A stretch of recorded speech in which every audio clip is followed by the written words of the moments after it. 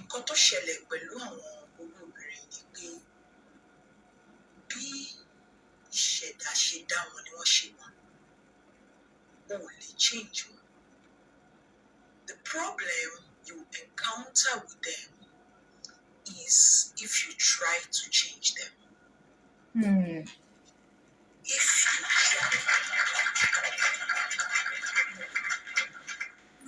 try to change them, if you try to make them what they are not, they are a special and a unique breed. Tó jẹ́ wípé nǹkan tá a ṣe máa ń sọ̀rọ̀ nípa, Mọ́mí Àdùnní said something, discovery.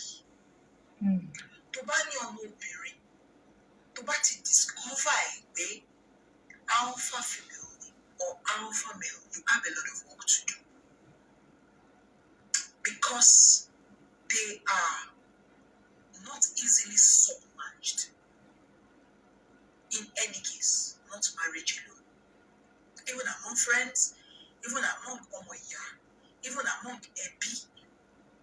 So when you try to submerge them, there is a problem.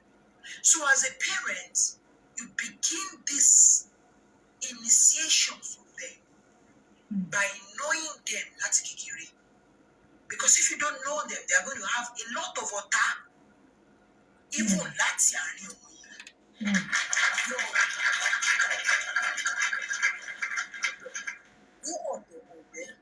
Dé ọ̀dọ̀ ojúlówó, dé ọ̀dọ̀ ọkọ. Òun ni wọ́n ṣe máa ń sọ pé wọn kì í gbélé ọkọ.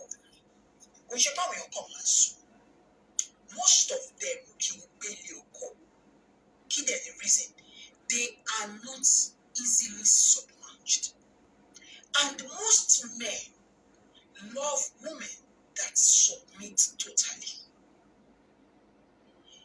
Only very matured, underline the word matured men, know how to take care of alpha women. It's not about age. It's not about how rich. It's not about how intelligent. But you must be very matured. Even to have them as friends, you must be very matured. Even to have them as omoya, you must be very matured. Because if you are not matured, gbogbo nǹkan tó ń ṣe ló máa sọ pé ó ní ìgbéraga. Because they are blessed with ìṣẹ̀dá ọba. Ṣé dẹ̀ mọ̀ wípé tí ọba bá wọbì kan, kò ní fẹ́ kéèyàn kankan kó sọ̀rọ̀ tóun bá ti sọ̀rọ̀. That's one of the negative effects that they have. Tí ọba bá wọbì kan, àṣẹ ló máa ń pa. Kò ní gbọ́ àbá. Tí ọba bá wọbì kan, ó máa sọ̀rọ̀, ó máa ṣe gbogbo nǹkan with authority, with akíkanjú, with zeal.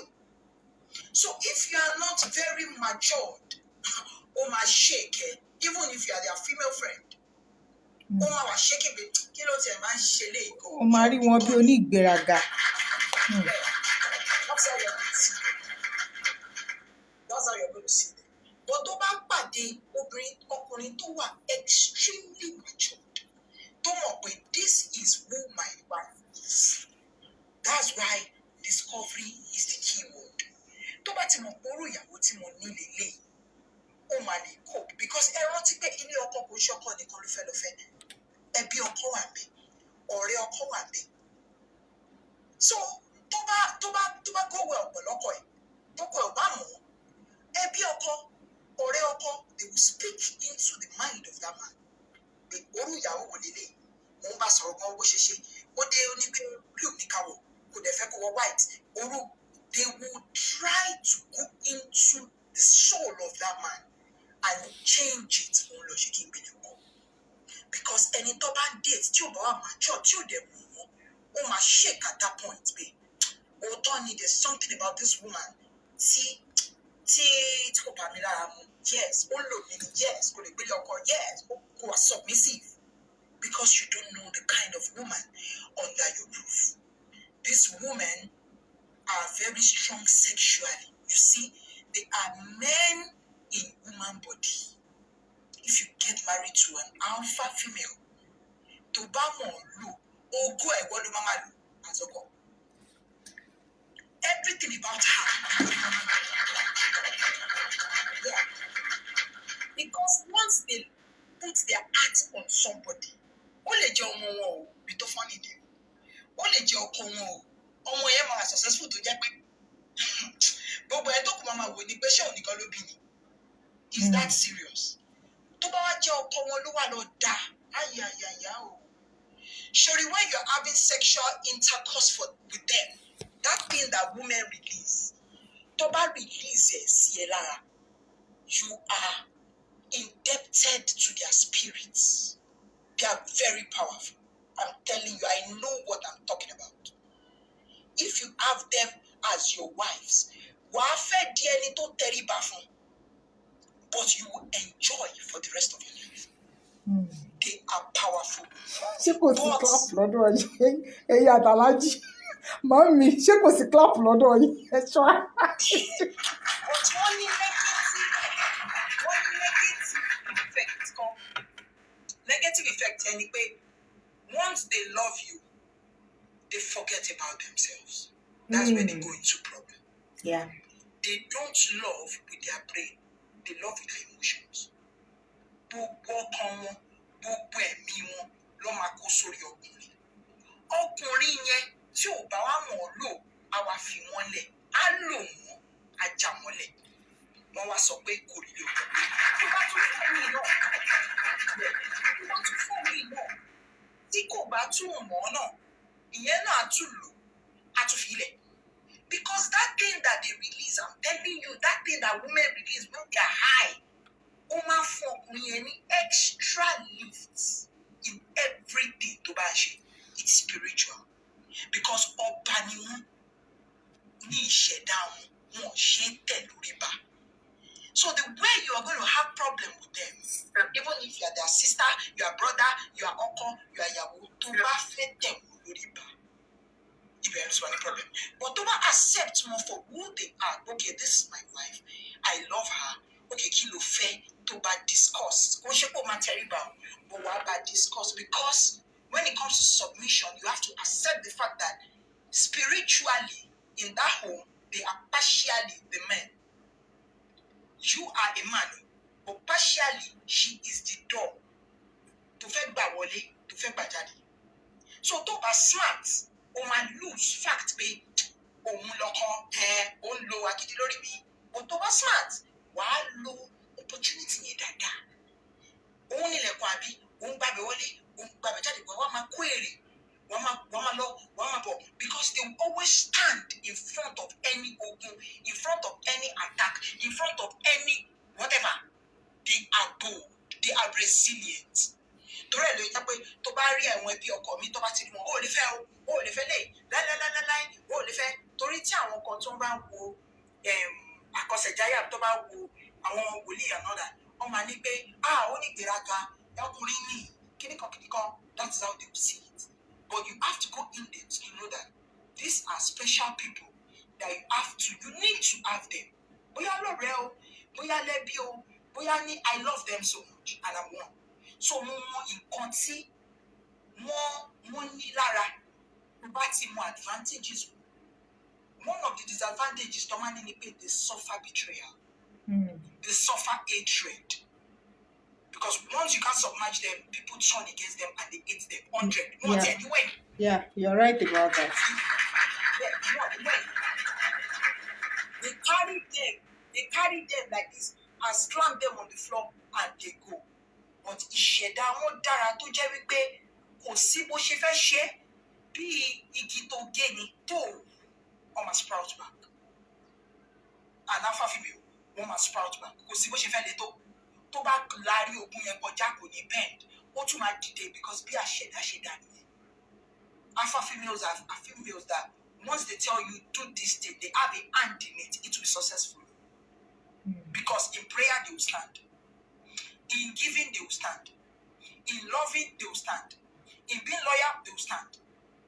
But some people that have pride, they see themselves as alpha women. That's one thing that brings disadvantage to the real alpha woman. ẹlòmíì tó kọ̀ proud naturally òun ò lè gbélé ọkọ ta lọkọ ọ̀tọ̀ ní kéèsì àwọn yẹn. kò dé ṣe pé kò lè gbélé ọkọ kò ń ṣe bá fáwọn mà ní no but ó ń fira ẹ̀ sí ipò yẹn torí pé ó fi òpè ẹni tó ń rí tó wà ní ipò yẹn ó better. They have their pains, they have their struggles, they have their positive sides and they have their negative sides. They are sweet people to be with, but you have to understand them because some are pain. When they are angry, you won't get it right with them until to buy more move what you want at get. But what move what you but problem they don't love with their brain. They give too much emotions. They give too much to people. Not love in marriage alone, even to friends, even to Abby, even to blah blah blah. Woman fake another being who they manage because some man fake bí mo ṣe ṣe mo fẹ́ kó ṣe bó ṣe ń kun yìí ni kò ṣe kun gbogbo any mistake I need no má ṣe bẹ́ẹ̀ mi ṣe fẹ́ ó máa wá mú problem. So that's one thing that you have to know about them. Best people for them to marry are the opposite signs. Àwọn èèyàn tí kò ṣe alpha males because tó bá wà together pẹ̀lú alpha ó máa jà ó máa di issue but èèyàn tó bá wà extremely matured ló máa lè cope pẹ̀lú wọn because ẹni yẹn máa fi understanding á fi gbé gbogbo nǹkan tó bá ń ṣe. O gbọ́dọ̀ jẹ́ alpha female kó máa wò ó fẹ́fẹ́ ọba méjì ò lè fẹ́ra wọn kò lè work kò sí nílé ẹ̀ máa gbóná kú ni but tó bá ti jẹ́ alpha female just look at somebody that is extremely matured and a bit older than you. Don't go for a younger guy. People around that person will give you problem. But go for somebody that is older. When they marry, older person, marriage was superb. Example that I'll give you very, very well is Mide Martins. So you look for somebody that is older, to want maturity to mad. Koto shewo otimo. They will respond to you accordingly. To bati le get in it right, you are done for good. Talomo oko mi de tele God on that. Yeah, but when with Mide, yeah. But to buy Mide watiri, watiri lare. But when she be only pride, she can be the best woman if you are with her. But to buy she get even in movies, and that's who she is. Even in real life, that's more people will tolerate nonsense. Another person to fẹ́ jump on Mitoriola, but torí pé Mitoriola kò fi maturity sí, kò fi age ń dàlá, ọpọlọ ọmọdé díẹ̀ wà lórí ẹ̀. Tó bá fi ọpọlọ àgbà ṣe, tó bá fi ọkùnrin tó dàgbà jùlọ díẹ̀, she's going to fly high. So that's one thing about them. They are beautiful people, but like I said, parents, you need to watch them. Láti bẹ̀rẹ̀. Tó bá watch láti bẹ̀rẹ̀ ó máa dá ẹni mi tilẹ̀ sínú ìdílé because ọ̀rọ̀ tó bá sọ ló bá fẹ́ kó ṣe kò ní fẹ́ kẹ́lòmí sọ̀rọ̀ tó bá dẹ̀ ti sọ̀rọ̀ yẹn ó máa work so gbogbo máa rí bí enemy. So this is the reason why you have to discover the kind of children you have from the beginning and you have to discover your own self. If you already know that you're an alpha female, you know how to deal with people generally because number one problem you have is envy, ìlara, ọ̀bí wọn mọ́ ẹran lára ni. Number one. Number two, hatred. Number one. Oma hates more. But then to understand Oma enjoy who they might love and they are the best people you can have around because they are lifters. They are very, very good people. Thank you for having me, sis. Thank you so much on that.